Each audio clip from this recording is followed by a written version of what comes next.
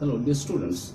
In our previous class, we discussed about the sentences according to construction. So, when you construct the sentence, how are the sentences made and they are classified? पिछले class में हम लोग discuss किए थे वाक्यों का प्रकार construction के हिसाब से, और हम लोग अभी N outline on English grammar जो हम लोग का कोर्स का जो टोटल कोर्स का जो नाम है उसके अंदर इसको डिस्कस कर रहे थे। और चैप्टर नंबर 1 में हम लोग थे, और जो प्रीवियस क्लास था वो पार्ट एफ था। आज हम क्लास कर रहे हैं पार्ट जी का। और अब types of sentence construction wise that point is still continuing. हम लोग दो टाइप्स ऑफ सेंटेंस को डिस्कस ऑलरेडी कर चुके थे।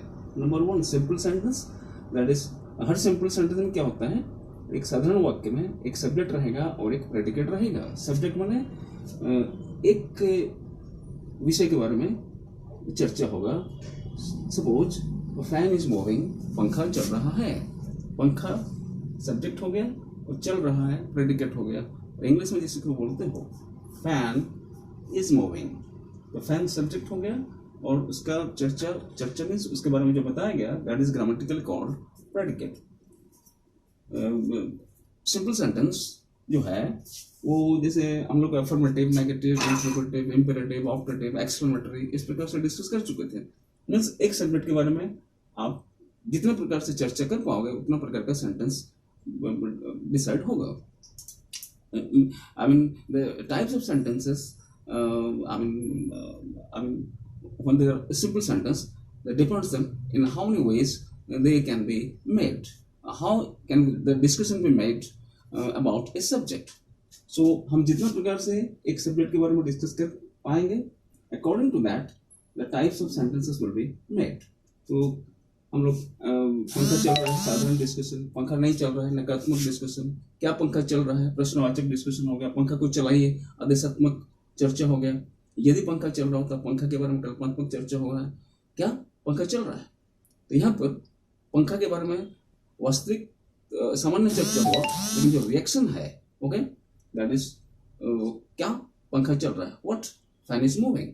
तो वर्ड जो है वो इंटरजेक्शन यूज होने के बाद सेंटेंस एक्सक्लेमेटरी सेंटेंस में कन्वर्ट हो गया। दैट इज हम इसको सिंपल सेंटेंस में ऑलरेडी डिस्कस कर चुके थे। इसके बाद हम लोग कंपाउंड सेंटेंस को भी डिस्कस कर चुके थे। कंपाउंड में क्या होता है, दो या दो से अधिक इंडिपेंडेंट या कोऑर्डिनेट क्लॉजेस होते हैं। और इंडिपेंडेंट और कोऑर्डिनेट क्लॉजेस के बारे में आई have already discussed in the previous class. Means suppose I called Ram, but he did not come. I have already made a discussion about the compound sentence. Still, I want to make you more comfortable, and in doing that, again I am giving an example of compound sentence. मैं राम को बुलाया लेकिन वह नहीं आया। यहाँ पर one subject, one predicate, फिर one subject, फिर one predicate। मतलब क्या है, there are two clauses। तो ये एक नंबर क्लॉज है and this is clause number 2, this is clause number 1 and this is clause number 2। अगर आप इस क्लॉज को खींचोगे, I called राम, मैंने राम को बुलाया, मैं राम को बुलाया, इसको खींचने पर आप कैसे खींचोगे, कब बुलाया, क्यों बुलाया, कहाँ बुलाया, कैसे बुलाया। खींचने पर अगर आंसर आए with the conjunction के साथ, तो फिर हम ये कहेंगे तो इस क्लॉज के आधार पर ये क्लॉज बना है इंक्लूडिंग द कंजक्शन। लेकिन इस क्लॉज के आधार पर किसी प्रकार से खींचने पर लेकिन वह नहीं आया, ये आंसर नहीं आ रहा है, इसलिए ये अपना दम पे है और ये अपना दम पे है। But this two clauses are being joint with the help of conjunction but. तो ये आपका कंपाउंड सेंटेंस हो गया, क्योंकि इसको खींचने पर ये नहीं बनेगा और लेकिन वह नहीं आया तो इसको आप खींच ही नहीं सकते हो क्योंकि उसमें लेकिन पहले से है।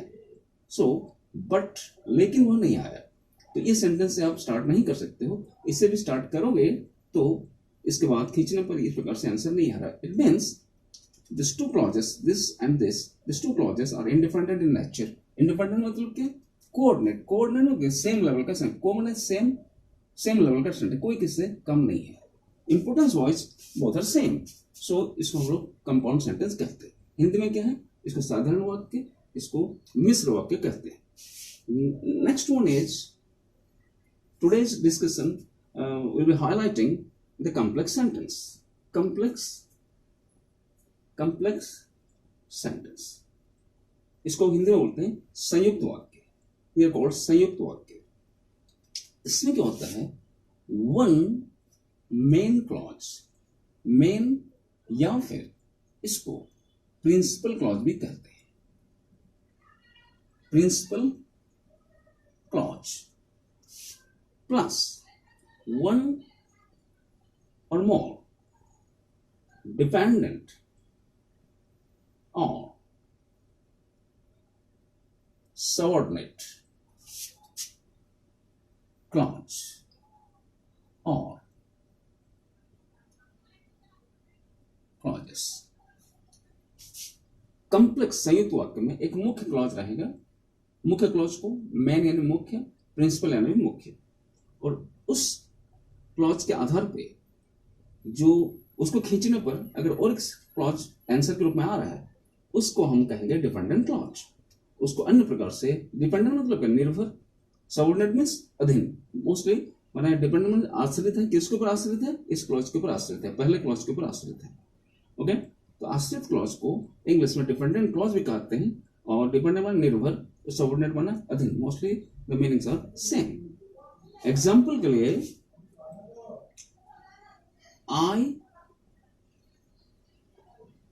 कॉल्ड राम, मैंने राम को बुलाया, ये एक सेंटेंस है, इसको मैंने खींचा, तो मैं इसको कैसे खींचूंगा, मैं राम को बुलाया, कब बुलाया, क्यों बुलाया, कैसे बुलाया, कितने बार बुलाया, कितने बार बुलाया।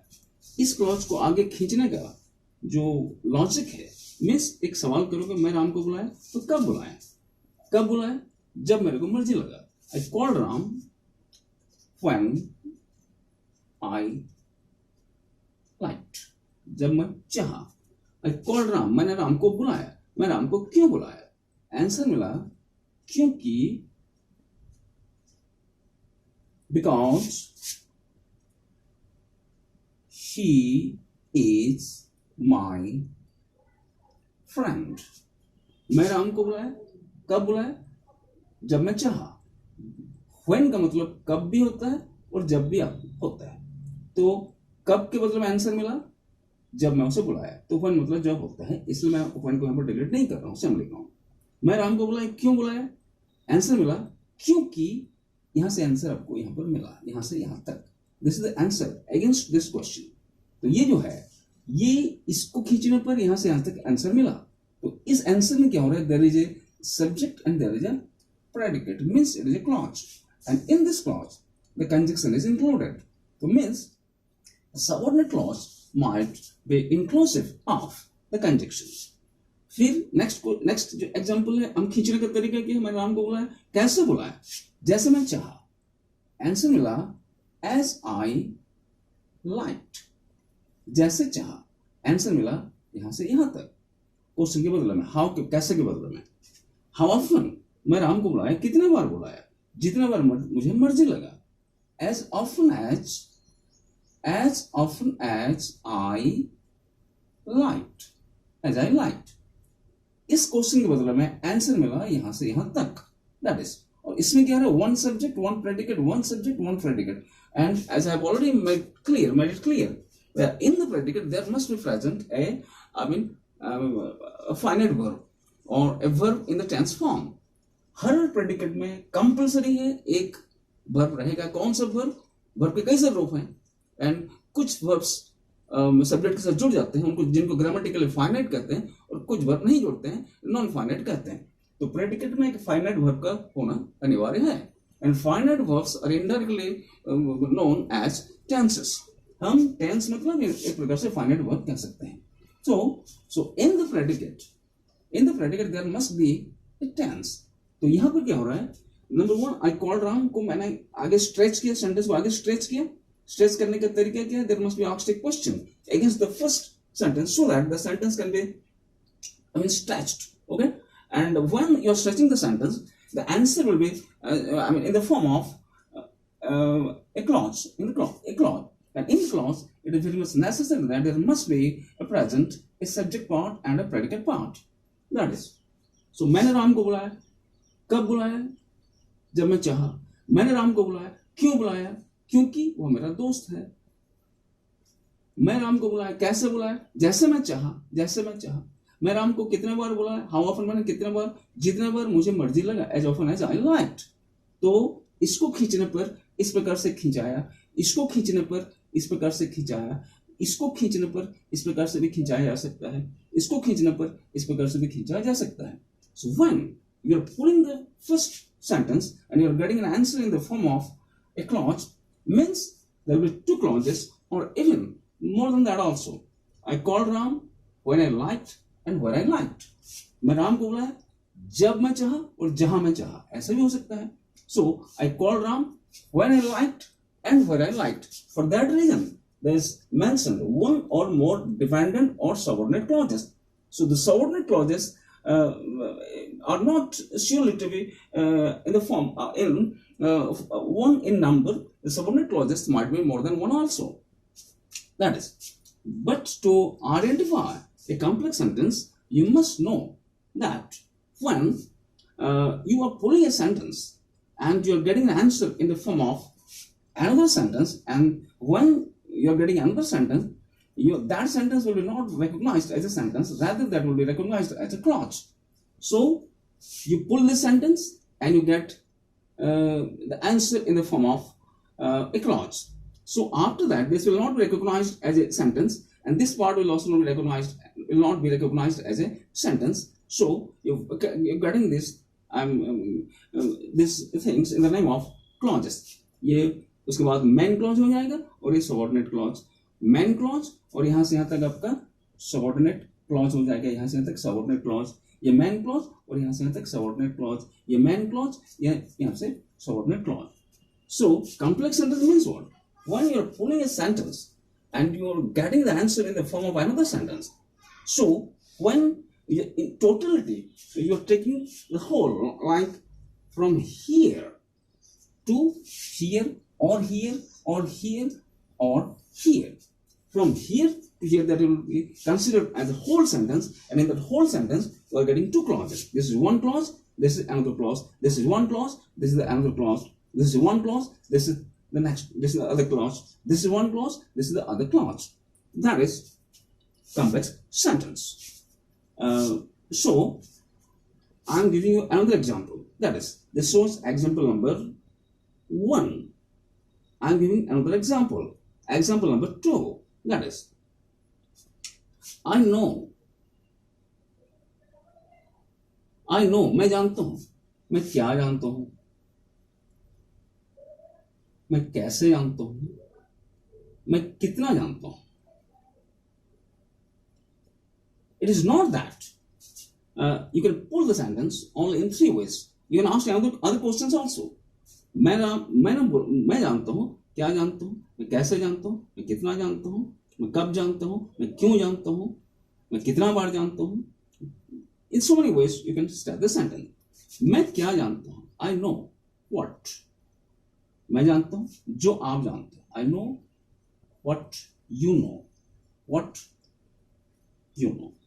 I know, मैं जानता हूं, मैं कैसे जानता हूं, जैसे आप जानते हो, as you know,